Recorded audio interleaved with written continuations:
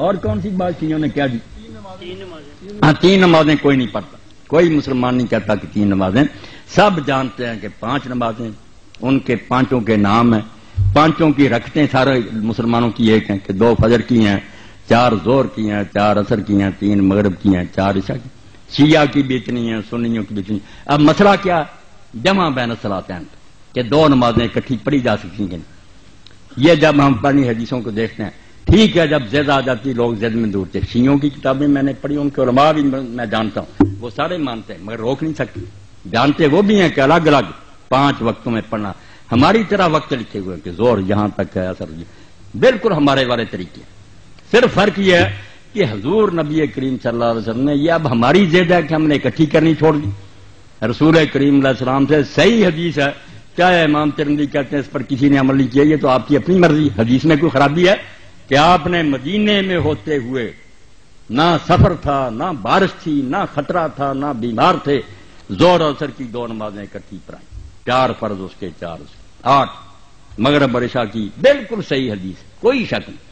اب بلا وجہ اکٹھی کی، ابن عباس سے لوگوں نے پوچھا، ابو ہریرہ سے پوچھا کہ حضور نے ایسا کیوں کیا؟ جب کوئی مجبوری نہیں فرمایا، اسی لیے کہ امت سے تنگی دور ہو جائے، امت کو پتہ چل جائے کہ اکٹھی کی پڑھ لیں کوئی بات نہیں۔ تو سنت ہے یہ شیعہ تو کرتے، مگر ان کی جاتی کہ انہوں نے عادت بنا لی، یہاں سے خود یہ شیعہ مسلک کے بھی خلاف ہے، ان کی کتابیں بھی یہ نہیں کہتی کہ روز اس طرح پڑھو، 5 اذانیں ہونی چاہیے، 5 وقت ہیں، مگر صرف اکٹھی کی جا سکتی ہیں۔ مسئلہ اتنا تھا کہ جائز ہے اگر کوئی کر لے، ہم نے ضد کر لی کہ کرنی نہیں اکٹھی، اکٹھی کی تو کافر ہو جائے گی، ہم بھی جھوٹے ہیں، جب جی چاہے اکٹھی 2 نمازیں پڑھ سکتا ہے، ظہر عصر مغرب عشاء جائز۔ ان کی وہ ضد غلط ہے کہ روزانہ پڑھنا، یہ ان کے مسلک میں نہیں، ان کی بھی شرارت ہے، کتابیں ان کی نکال کر دکھاؤں گا، ان کے علماء کے فتوے دکھاؤں گا، ہماری طرح 5 اذانیں دیں، 5 وقتوں، اصل یہی ہے، مگر کبھی اگر اکٹھی کو کر لے تو بیٹا اتنی بات تھی کہ وہ جائز، ہم نے ضد کر لی کہ نہیں پڑھنی، انہوں نے کر لی کہ ہم نے جان بوجھ کر اسی طرح پڑھنا، یہ چیڑ بن گئی۔ مسئلہ اتنا ہی ہے کہ بلا وجہ بھی ظہر عصر کو مغرب عشاء کو اکٹھی کیا جا سکتا ہے، اس میں نہیں وہ کوئی بری بات کہتے، جو عادت انہوں نے بنا لی یہ غلط ہے، پڑھتے 5 ہی اور 2 کر کے اکٹھی پڑھ لیتے ہیں۔ بات کون سی تھی؟ مغربین اور ظہرین کے، مغربین اور جو ظہرین کو جمع کرتے ہیں، اس میں بھی بیٹا کچھ ان کی جاتی ہے کہ انہوں نے عادت بنا لی ہے کہ وقتی 3 بنا لی ہے، یہ خود فقہ جعفریہ کے بھی خلاف ہے۔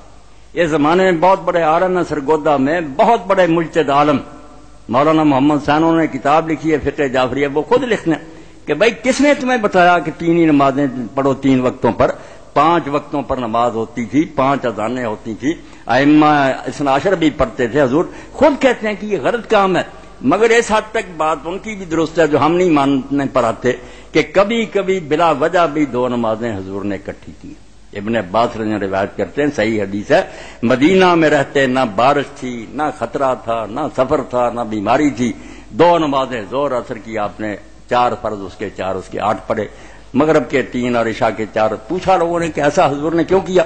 فرمایا اسی لیے کہ تنگی امت سے ختم ہو جائے، اگر کوئی ایسا بھی کر لے جائز ہے، تو کبھی کبھی یہ بھی کر لیا جائے تو کوئی شک نہیں اس میں، یہ بھی جمع درست ہے، مگر جیسے ان لوگوں نے عادت بنا لی ہے، وہ اپنے مسلک کے بھی خلاف ہے، ضد ہے، وہ کہتے ہیں سنی نہیں کرتے، ہم نے جان بوجھ کر کرنی، اس کو آپ ضد اور تعصب کہہ لیں، ان کا مسئلہ نہیں ہے، مسئلہ یہی ہے 5 وقت اسی طرح لکھے ہوئے ہیں جس طرح ہمارے اوقات نا کہ یہاں سے زور ہے یہاں تک، اسی طرح سارے باقاعدہ فقہ اور حدیث کی کتابوں میں۔ ضد نے ہر گروہ کو حق سے دور کر دیا، ہم سرے سے اکٹھا کرنے کو حرام سمجھتے ہیں، یہ بھی غلط ہے، اور انہوں نے عادت بنا لی ہے کہ وقت ہی 3 رہ گئے۔ جزاکم اللہ۔ کہ دن رات میں فرض نماز کی جو رکعتیں ہیں وہ 17 ہیں، جس پہ اہل سنت اور اہل تشیع کا اجماع ہے، 2 فجر کی، 4 ظہر کی، 4 عصر، 3 مغرب اور 4 عشاء، یہ جو 17 فرائض بنتے ہیں اس کی نسبت۔ پچھلی دفعہ بھی میں نے یہ بات کی تھی تو لوگوں کی طرف سے یہ بھی کیوری آئی کہ بھئی اہل تشیع آپ کیوں کہتے ہیں؟ اہل تشیع تو 3 نمازیں پڑھتے ہیں۔ تو بھائیو اہل تشیع 3 نمازیں نہیں پڑھتے، اہل تشیع بھی 5 نمازیں ہی پڑھتے ہیں، وہ نمازوں کو جمع کرتے ہیں، ظہر اور عصر کو جمع کرتے ہیں اور مغرب اور عشاء کو بھی جمع کرتے ہیں۔ تو جہاں تک سفر کا معاملہ ہے، بخاری اور مسلم میں درجنوں احادیث موجود ہیں کہ آپ صلی اللہ علیہ وسلم سفر میں ہمیشہ ظہر اور عصر کو جمع کرتے تھے اور مغرب اور عشاء کو، اسے ظہرین اور مغربین کہا جاتا ہے۔ لیکن ایک حدیث ایسی ہے جو صحیح مسلم میں 3-4 طرق اس کے آئے ہیں इंटरनेशनल नंबर के मुताबिक 1629 नंबर और 1633 नंबर, जिस पे इमाम नबवी ने सही मुस्लिम में बाब भी बांधा है कि सफर के अलावा हजर में भी, आम हालात में भी नमाजें जमा की जा सकती हैं। लेकिन ये अहले सुन्नत के लोग छुपाते हैं कि वो कहते हैं घाटे न फिट हो जाए, फिर तो शिया से दलील पकड़ेंगे। बात अहले सुन्नत अहले तशय्यो की नहीं, बात इमाम कायनात सय्यदुल अव्वलीन वल आखिरीन शफीउल मुज़निबीन रहमतुल लिल आलमीन सय्यदुना व मौलाना इमाम आज़म मुहम्मद रसूलुल्लाह सल्लल्लाहु अलैहि वसल्लम की मानी जाएगी। फिरका वारियत की लानत को छोड़ें, फिरका वारियत को 3 तलाकें देके 4 तकबीरें पढ़कर दफना दें, तब ये बातें समझ आएंगी। तो मैंने नंबर बताया सही मुस्लिम 1629, 1633। इब्ने अब्बास रदी अल्लाह तआला अन्हु कहते हैं कि नबी सल्लल्लाहु अलैहि वसल्लम ने हमें मदीना शरीफ में बगैर खौफ के, बगैर बारिश के और बगैर सफर के जोहर और असर की नमाज जमा करवाई। पहले 4 फर्ज जोहर के पढ़े, फिर 4 असर के जमात के साथ, और फिर मगरिब और इशा की जमा करवाई, 3 मगरिब के फर्ज और 4 इशा के। अब जब ये उन्होंने बात की इब्ने अब्बास रज़ी अल्लाह तआला अन्हु ने, तो जाहिर है कि आगे सबके लिए परेशानी थी। तो ये हदीस जो ताबी बयान करते हैं वो है सईद इब्ने जुबैर रहमतुल्लाह अलैह अल मुतवफ़ा 96 हिजरी। जब उन्होंने ये हदीस बयान की, इब्ने अब्बास के शागिर्द थे, तो उनके आगे से शागिर्द जो हैं वो तबा ताबी अबू जुबैर पूछते हैं कि सईद इब्ने जुबैर ये आप क्या कह रहे हैं? आप सल्लल्लाहु अलैहि वसल्लम ने आम हालत में भी नमाजों को जमा किया? तो उन्होंने कहा हां, मैंने भी यही सवाल हजरत अब्दुल्लाह इब्ने अब्बास से पूछा था कि आप क्या कह रहे हैं कि आप सल्लल्लाहु अलैहि वसल्लम ने जोहर और असर को और मगरिब और इशा को आम हालत में भी जमा किया था, तो क्यों किया था? तो हजरत अब्दुल्लाह इब्ने अब्बास रज़ियल्लाहु ताला अन्हु ने फरमाया आप सल्लल्लाहु अलैहि वसल्लम ने ये इसलिए किया था ताकि उम्मत के लिए नमाजों के मामले में कोई तकलीफ ना बाकी रहे, आसानी पैदा हो जाए। हरीसुन अलैकुम बिल मुमिनीना रऊफुर रहीम, अल्लाह के महबूब सल्लल्लाहु अलैहि वसल्लम मोमिनीन की जानों से बढ़कर उन पर रहम फरमाने वाले हैं। लेकिन मौलवियों ने यह फैसिलिटी हमसे छीन ली और इससे शिया सुन्नी का मसला बना दिया। हां, यह बात दुरुस्त है, इसकी रूटीन ना बनाई जाए। कभी कभार कोई जमा करता है, रूटीन भी अगर कोई बनाए उसमें फतवा कोई नहीं लगेगा। इवन अहले तशय्यो की किताबों में भी यह लिखा हुआ है कि अफजल यही है कि 5 नमाजें अलग अलग वक्त में पढ़ी जाए, यह सिर्फ जायज है। हम भी यही कहते हैं, अफजलियत यही है कि 5 नमाजें अलग अलग वक्त में पढ़ी जाए।